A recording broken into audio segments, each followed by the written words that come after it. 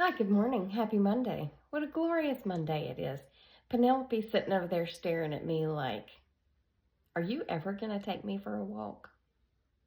Maybe. Don't worry about it, okay?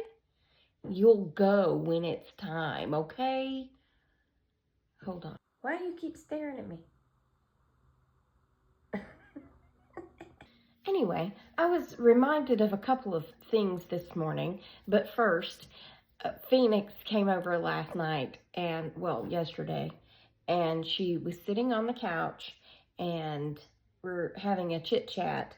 But she said that her brother was making a pizza, and she said, maybe it's done. And I said, well, hey, run home and check. So she runs home and she checks and she comes back and she says, it's not done yet. Okay. So about 10 minutes later, I said, it don't take that long to make pizza. So maybe run home and check. So she runs back home. She comes back over. She said, it's not done yet. And I said, okay.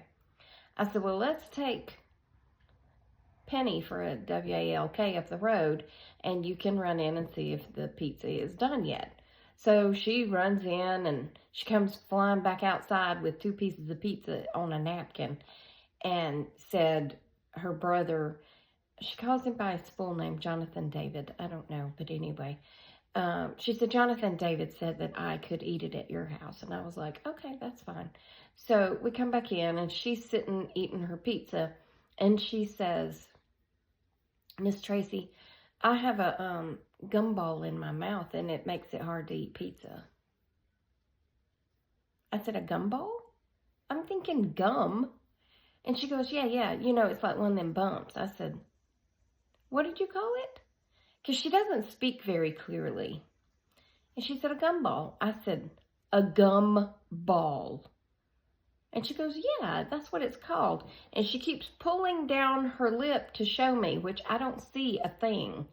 And she goes, I can't eat a lot of pizza because it makes it hurt while she's eating pizza.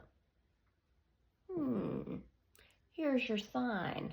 It's probably not a good idea to be consuming all that acidity on that pizza with a gumball in your mouth.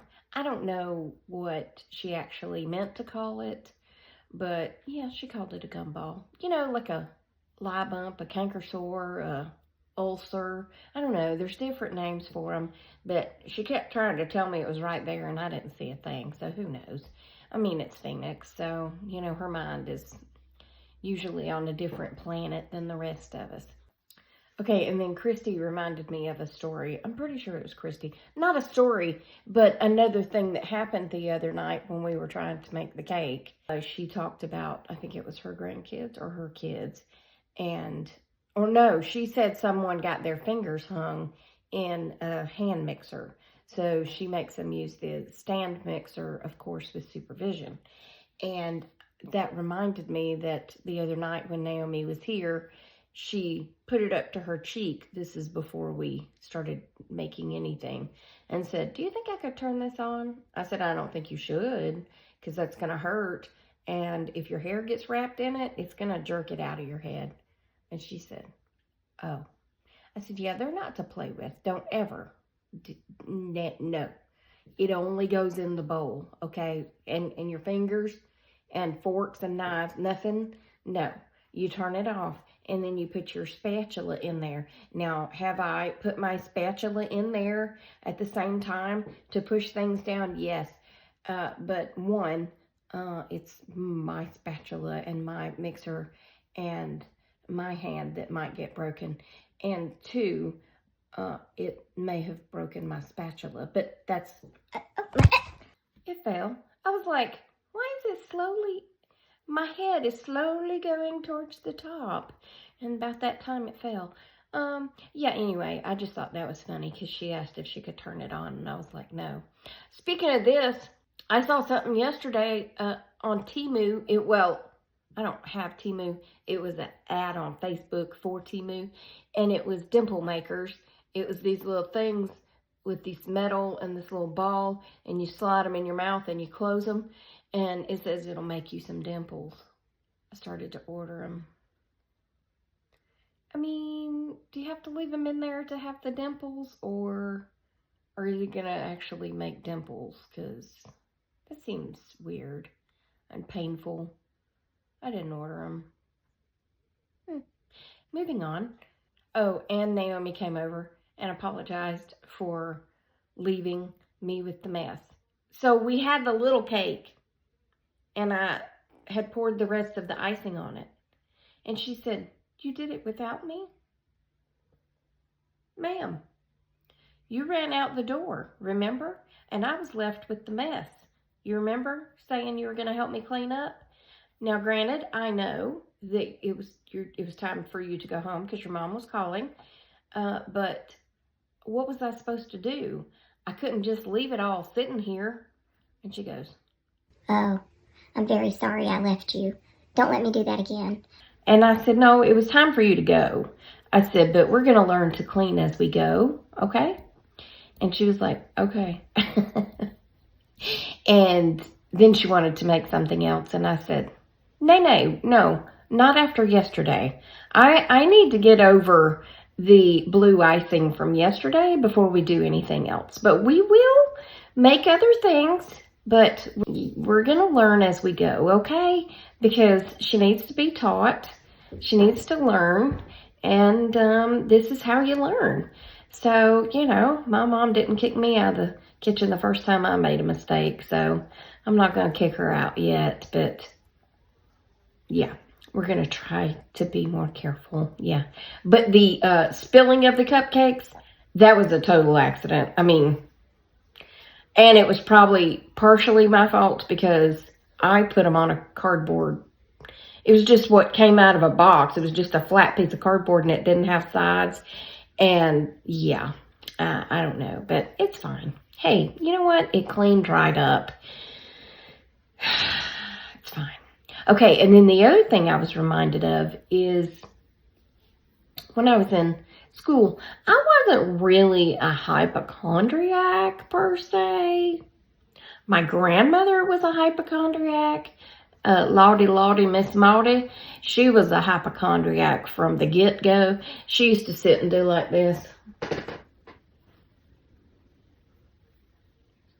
I said, "Mama, what's she doing?" She said, "I don't know. I think she's checking her pulse." I said, "Why? She's obviously alive." She said, I don't know. We just don't talk about it." Oh, but every time we went up there, she had something wrong with her, and it was going to be the end, I don't know. But I wasn't a hypochondriac. Hypey? I just didn't want to go to school, okay? So I would come up with these stories of, that I was sick, and I would take my hand and I'd rub it real hard back and forth across my forehead because my mom and dad both used their lips. That was the thermometer. They would put their lips against my forehead to check for a temperature. So I would rub and get some friction going on across my forehead. Didn't even think about the cheeks. But they would come in and check my temperature, and then they would go to the cheek, and my cheek would be just as cool as a cucumber. Or they would bring me the thermometer. And I would rub it in the sheet to get some friction. That sounds horrible. To get it warm. And then I'd put it back in my mouth. And I had no sense, so it would be reading like, 107. And I'm cool as a cucumber. But this one time, the part that Carolyn reminded me of was I was laying on the couch and I was trying to take my temperature, so I would put it under my tongue. And these were the glass ones that had the mercury in them, right? And I guess I bit down too hard on it and I broke it in half. Well, I panicked. I was home alone. I guess my mom had to run somewhere or something. And I took off running outside with it and threw it on the ground and was spitting like I had all this mercury in my mouth. I thought I was going to die because I broke the thermometer. I don't know that that's how it works, but I didn't know. Because Mom used to always tell me to be careful and not break it because I didn't want to get that in my mouth. So I had this fear that I was going to die. if I did. I never wanted to go to school, but that changed when I got a job. Because when I first got my job, Mom would be like, why don't you stay home today and we'll lay out in the sun? And I was like, oh no, I got to go to work. I got to go to work. I didn't like school, but I loved going to work. I pretty much always loved my job, except for there was a few years there at the end of my job that Amber and Liz called me the unicorn, because to see me at work, it was like a rare occurrence, like seeing a mythical creature like a unicorn.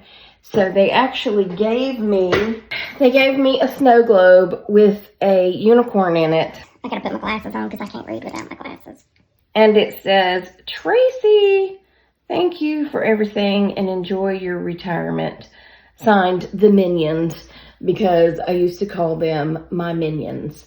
But yeah, I was a mythical creature that last year of work because I was trying to use up all of my sick leave because I couldn't get paid for my sick leave, but I could get paid for my annual leave. And so I took a bunch of sick leave that last year. I mean, why not, right? And if you like my lipstick, it was a impulse buy off of Amazon. It's lip oil that I can't read by. I can't read who it's by. OIBEST. So it was 2 to a pack, so I gave Naomi the other one. So mine turned real pink, and when she put hers on, it's supposed to go with your skin tone. Hers was more of a brownish pink. I don't know. OIBEST lip oil. Nourish and healing. I don't know. Anyway, yeah, so that's that. No color. It just is what it is. Yeah, that's my color, apparently. I said, oh, yours is browner. And she was like, of course, because I'm browner. And I was like, anyway, I'm enjoying my day. I've been listening to the Duck Call Room, and I have belly laughed all morning at them. They have some of the funniest segments on there. But yeah, that's it for this one, I guess. I hope you enjoyed it. And I didn't talk only about the kids. So that should make at least one person happy, because you don't like that I talk about the kids all the time. I'm not funny anymore. Anyway, I love you. Jesus loves you. I hope he's coming back soon, because people be crazy. And I will talk to you on the next Tracy Tries. Toodles, my noodles. Stay silly, my friends, and smile. Piss people off, make people happy, or just make them wonder what you've been up to. Goodbye.